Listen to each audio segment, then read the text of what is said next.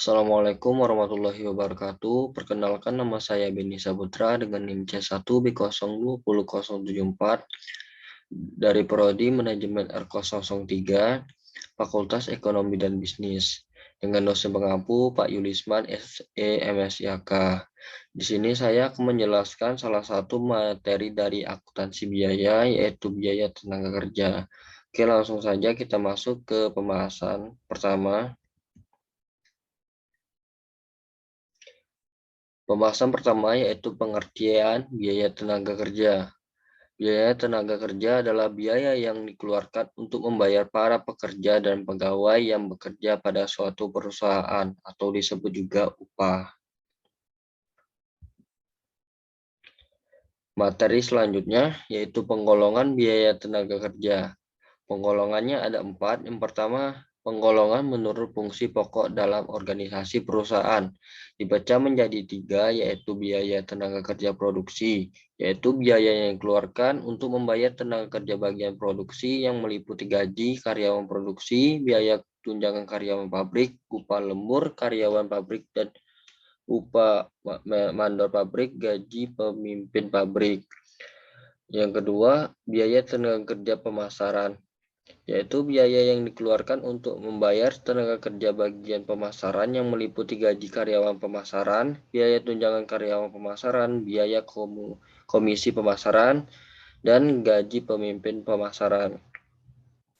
Yang ketiga, biaya tenaga kerja administrasi dan umum, yaitu biaya yang dikeluarkan untuk membayar tenaga kerja bagian administrasi yang meliputi gaji karyawan bagian akuntansi, gaji bagian personalia, gaji bagian sekretariat, biaya tunjangan karyawan bagian akuntansi, biaya tunjangan karyawan bagian personalia, biaya tunjangan karyawan bagian sekretariat.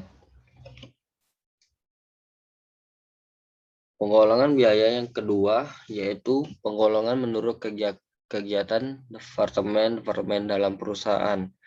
Yang pertama, biaya tenaga kerja yang terjadi di departemen produksi. Misalnya, departemen produksi suatu perusahaan kertas yang terdiri dari 3 departemen, yaitu bagian full, bagian kertas, dan bagian penyempurnaan. Biaya yang kedua, biaya tenaga kerja yang terjadi di departemen non-produksi. Misalnya tenaga kerja bagian akuntansi, biaya tenaga kerja bagian personalia, dan lain-lain. Penggolongan biaya tenaga kerja ketiga yaitu penggolongan menurut jenis pekerjaan. Dalam suatu departemen sebuah perusahaan, tenaga kerja dapat digolongkan berdasarkan jenis pekerjaan, yaitu gaji mandor, upah pengawas, gaji operator. Gaji masing-masing jenis pekerjaan berbeda satu sama lain. Penggolongan biaya tenaga kerja yang terakhir yaitu penggolongan menurut hubungan dengan produk. Ada 2 macam, yaitu pertama tenaga kerja langsung. Biaya tenaga kerja langsung adalah biaya tenaga kerja yang timbul dari pembuatan produksi yang langsung berhubungan dengan produk yang dihasilkan. Contohnya, pada perusahaan kursi yang termasuk tenaga kerja langsung adalah gaji karyawan bagian pemotong kayu atau pengamplas. Yang kedua, yaitu tenaga kerja tidak langsung. Biaya tenaga kerja tidak langsung adalah biaya tenaga kerja yang timbul dari pembuatan produksi, namun karyawannya tidak langsung berhubungan dengan pembuatan produk tersebut.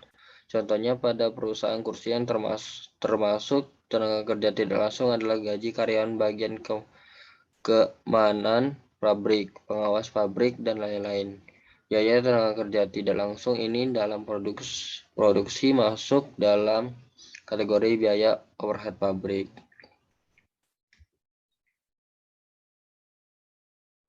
Pembahasan yang ketiga yaitu akuntansi biaya tenaga kerja. Biaya tenaga kerja dibagi ke dalam 3 golongan besar, yaitu gaji dan upah reguler, premi lembur, dan biaya yang berhubungan dengan tenaga kerja. Oke, kita masuk ke gaji dan upah reguler, yaitu jumlah gaji dan upah bruto dikurangi dengan potongan-potongan seperti pajak penghasilan karyawan dan biaya asuransi hari tua. Ada berbagai macam cara menghitung upah karyawan dalam perusahaan. Salah satu cara hitungan upah karyawan dalam perusahaan adalah dengan mengalihkan tarif upah dengan jam kerja karyawan. Dengan demikian, untuk menentukan upah seorang karyawan perlu dikumpulkan data jumlah jam kerja selama periode tertentu. Dalam perusahaan yang menggunakan harga pokok pesanan, dokumen pokok untuk mengumpulkan waktu kerja karyawan adalah kartu hadir dan kartu jam kerja. Yang kedua yaitu prima lembur. Dalam perusahaan, jika karyawan bekerja lebih dari 40 jam dalam satu minggu, maka mereka berhak menerima uang lembur dan premi lembur. Premi lembur dihitung sebesar 50% dari tarif upah. Perlakuan terhadap premi lembur tergantung atas alasan-alasan terjadi lembur tersebut.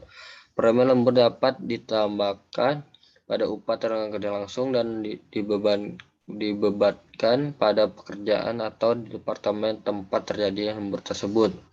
Perlakuan ini dapat dibenarkan bila pabrik telah bekerja pada kapasitas penuh dan pelanggan atau pemesan mau menerima beban tambahan karena lembur tersebut. Yang ketiga yaitu biaya-biaya berhubungan dengan tenaga kerja. Sebuah pabrik memerlukan waktu dan jumlah biaya untuk memulai produksi. Biaya-biaya yang dikeluarkan untuk memulai produksi disebut biaya pemula produksi. Biaya pemula produksi meliputi pengeluaran-pengeluaran untuk pembuatan rancang bangun, penyusunan mesin dan peralatan, latihan bagian karyawan, dan kerugian-kerugian yang timbul akibat belum adanya pengalaman. Mungkin cukup sampai di sini saja penjelasan dari materi saya. Kurang dan lebihnya saya mohon maaf. Terima kasih telah menyaksikan. Semoga bermanfaat bagi kita semua. Saya akhiri wabillahi taufiq wal hidayah. Wassalamualaikum warahmatullahi wabarakatuh.